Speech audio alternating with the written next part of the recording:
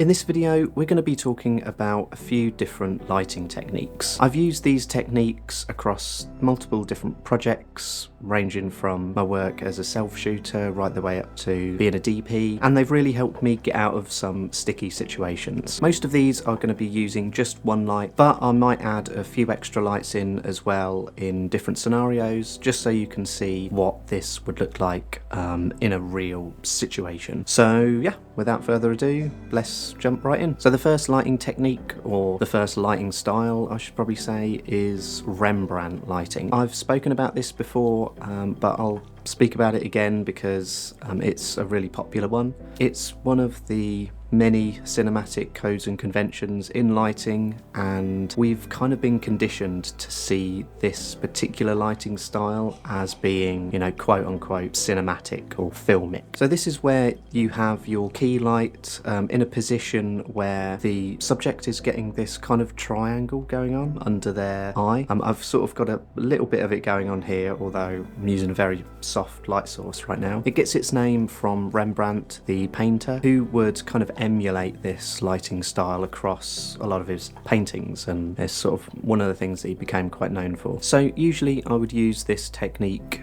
during interviews, and the way that I would light the subject is to use offside lighting or reverse key lighting. This is where you have the key light on the opposite side of the face to the camera. If I was to use like this setup as an example, and I was being interviewed and I was looking off camera that way, then this key light would be in the correct spot because, or I might have it over a bit actually. Essentially, you're filming on the side of the face that's darker. The reason why this is done and why this is kind of widely adopted as a lighting technique is it creates a lot more shape and visual interest across the face and stops everything from looking too flat, which, you know, if I was being interviewed and I was looking off this way and with the key light in this position, you're shooting on the same side as what the key light is filming on. So yeah, so the next lighting style that I'll talk about is the soft edge light. So this is maybe, I guess, a little bit similar to what I've just spoken about,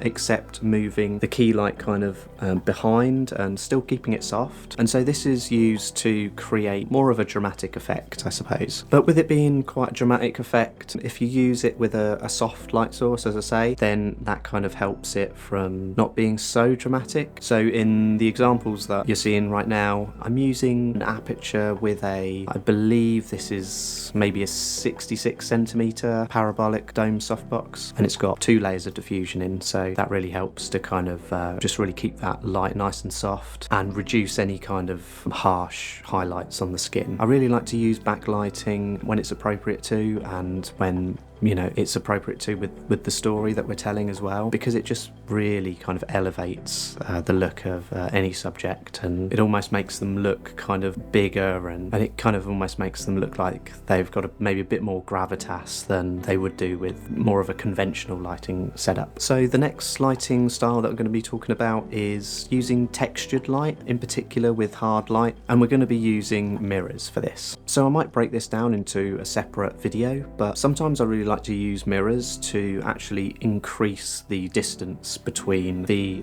light source and the subject. So if I've got a mirror on the wall and I'm shooting a light into that mirror, I can effectively double the distance between the light and the subject, if that makes sense. So if you're using like a harder light source, it doesn't seem like that would make too much of a difference, but in practice it really does make all the difference when you are able to increase the distance of the light. It just creates a different effect, and especially if you're trying to emulate natural light like sunlight or moonlight through a window. Speaking of windows, what I'm going to try and do for this example is use a mirror, and I've tried to kind of emulate blinds by using tape, and I've used kind of this electrical tape in this example. It's probably not the best tape to use, even if you are using LEDs, because it stretches and warps over time, but that was just all I had laying around in the house at the time, so that's what we're going to roll with. So all I'm doing is hanging this mirror on a light stand, and I'm going to shine my Aperture 120D at the mirror, and we're going to use the white wall behind to basically project that light onto, and see if we can create almost like a window effect. So you can see from this example, this is obviously very stylized, and I did throw it together really quickly. What I'll do is I will flash on screen a documentary that I shot last year, and this is using that technique with light movement and camera movement as well, and this was to sort of show the passing of time, and I was really proud of the results we achieved from doing that. Having the hard light kind of textured in that way, it just really helped to create so much more visual interest. And as I say, the idea was that this painting had been sat around for many years, and to be able to use camera movement and light movement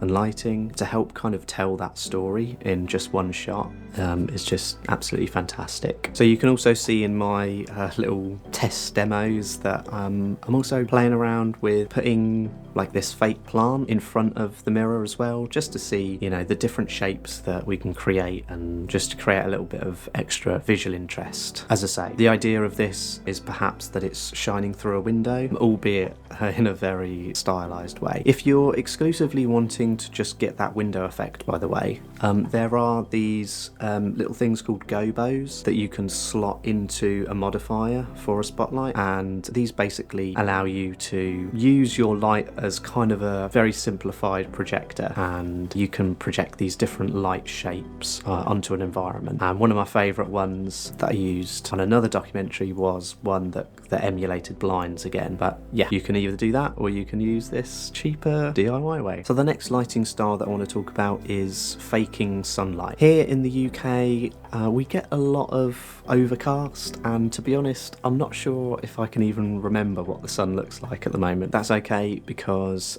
we can have maybe a little bit more control over our interiors as well. So for this example, I'm putting this big redhead outside, and the idea of this is we're obviously emulating sunlight. Again, this was like a super quick demo that I threw together in the living room, not in a proper set or anything like that, nor was the living room a particularly good example, but hopefully you kind of get the idea of what we're trying to go for. I know having the wire just dangling like that probably isn't the best idea, but you know, what can I say? It's just a quick example. One of the benefits of using this is that you can, if you want to, create a little bit of deliberate flaring depending on the lens that you've got, and I feel like lens flares are just becoming more and more kind of widely accepted. Back in the 50s, lens flares were a big no-no, but a little bit like film grain, I suppose lens flares are one of those things that exists solely in cinema and solely through the eye of the camera. You know, we don't experience lens flares with our eyes. It's only something that we observe in cinema, so it can be, when it's used in the right way, a really powerful cinematic tool. So the last lighting style that I want to talk about is the high key bounce off ceiling lighting technique. That name needs a bit of work, but this is what it looks like. Essentially, this is if you are in an environment where you just need to get a really nice even spread of soft light across the room, and your house lights are either not bright enough, they're either not high quality enough, or there's just no option